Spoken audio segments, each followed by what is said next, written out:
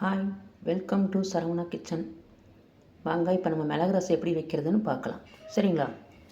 பாருங்கள், மிளகு ரசத்துக்கு தேவையான பொருட்கள் சீரகம். இதில் சீரகம், மிளகு, மல்லி, கருவேப்பிலை, ஒரு பச்சை மிளகாய், கொஞ்சம் பெருங்காயம் இதை போட்டு அரைச்சி வச்சுருக்குது.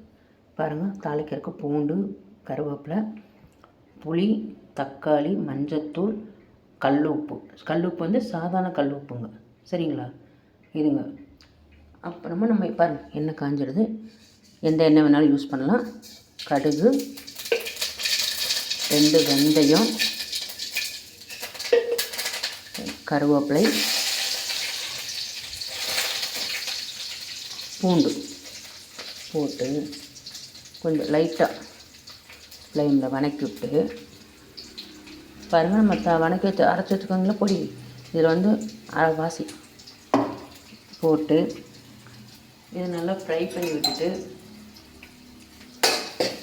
பாருங்கள் எப்படி நல்லா மணம் வருது. பாருங்கள், அந்த சீரக மிளகுத்தூள் போட்டோங்க எப்படி மணம் வருது பாருங்கள். வணங்கிருச்சுங்களா?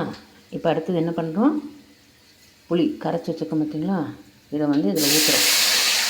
பாருங்கள், ஊற்றி வச்சு புளி ரசம் ரெடி, மிளகு ரசம் ரெடி.